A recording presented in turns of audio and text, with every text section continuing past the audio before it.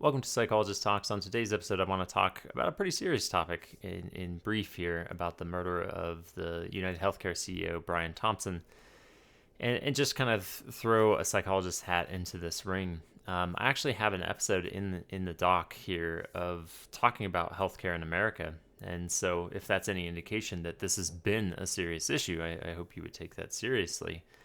But I want to hold some dialectical space because I think that's important during these periods. I think anybody who is ignoring the fact that there was a murder related to presumably around healthcare, the provision of healthcare in America, and those that say a person has died, how dare you have any conversation? We need to stop that type of kind of that sort of black and white thinking about these things. We do it around gun violence, we do it around all sorts of things, and we need to stop, because what I think inevitably happens is the outcome of not having serious conversations and going into these camps of like, how dare you, moving on to the next thing, and then, kind of getting complacent with violence. Neither one of those positions sets us up for success in the long run. And so I want to try to hold that dialectic in this, very brief episode. Because on the one hand, anytime somebody's murdered or killed, there is tragedy around that. There's tragedy for the family involved, and there's also tragedy for a society. Because, back in the day, you think about the old times, we wouldn't kill people for good reason half the time. I want to be very clear before I say this, but there would be this sort of idea of like, it is the position of last resort. We do not kill, we do not murder. It is one of the fundamental agreed upon rules in any society. Like before societies even talked to one another, there were these rules around murder and killing. And to become complacent or to feel kind of cavalier in who deserves not just suffering, but who deserves death is a dangerous step for any society.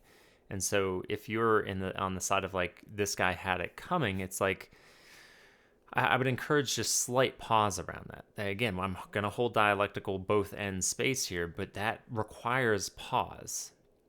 That is one of the slippery slopes in societies. And when we start to be kind of careless around that, even if we were to believe the person deserves it, that cavalierness is it sets a dangerous kind of psychological precedent that makes it easier and easier to rationalize death.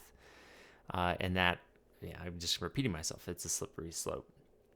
So that's on the one hand, right? There's a family suffering, regardless of how that family made its money, regardless of, what kind of position that person held, or what kind of job they did, or type of person they were. That's a sad thing. And it's a sad thing that healthcare garnered a murder.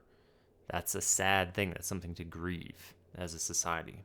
The dialectic, the end, is like, isn't it interesting and actually quite sad and depressing that that's what it required to have a more serious conversation around healthcare? Because this has been in the works for decades. This is not like a new thing. I mean, perhaps it's new to you, but to us providers and to folks who've had to navigate the healthcare system in the last several decades know this acutely. They know this sharply. They know this painfully, how challenging the healthcare system is, because it looks fine when you're doing okay. But when you're not doing okay, it's at best 50-50.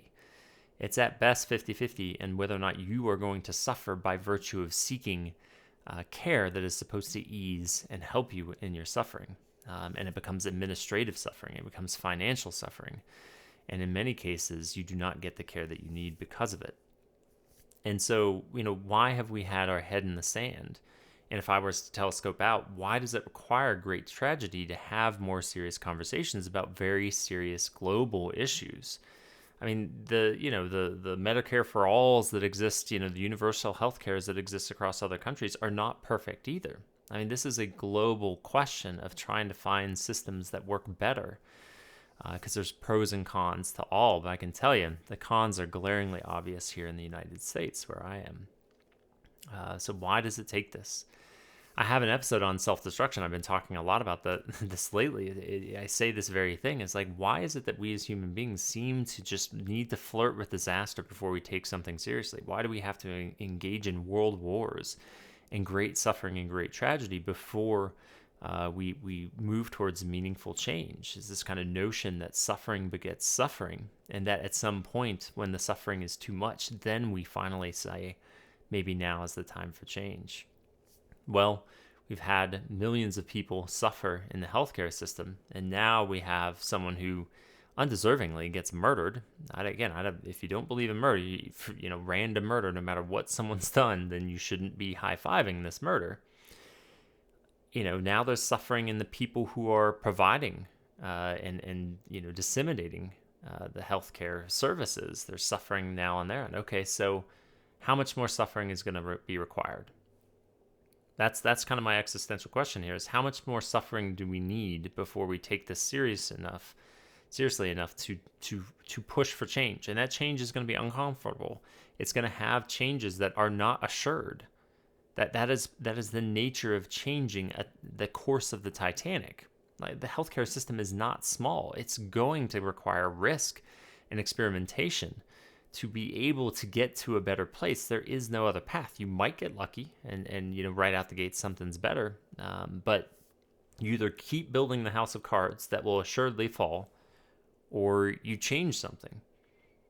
And I'd like to think at this juncture, the owner of a subsidiary, I think it's not like all of UnitedHealthcare, the murder might be enough suffering. Like, that's how bad the suffering is. That's where we're at. That's where we're at. That should be no better indicator of like something needs to change. So I hope this is not just another flavor of the week, because we have a tendency to do that these days. I mean, we're just so inundated with information and tragedy and conflict and all sorts of things. We've got like a 24-hour attention span before let me be more generous, a 72-hour attention span before we just shift to the next thing, and nothing is ever done with that thing until it comes up again, and we have another opportunity, and then we usually suppress it, and then suffering and suffering and suffering until eventually we reach a breaking point. So that's kind of my 2 cents on it, for whatever that's worth.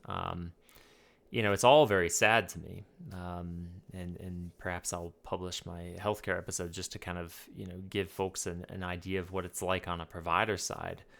But I mean, it's in a precarious state. I mean, and this should be a major call to action, that there should be a collective mourning around this and going, this is where we're at. This is how bad it is, that suffering begets suffering. Maybe now's a good time to change. So, as always, thank you for listening and watching. And as always, particularly important in this domain, stay curious.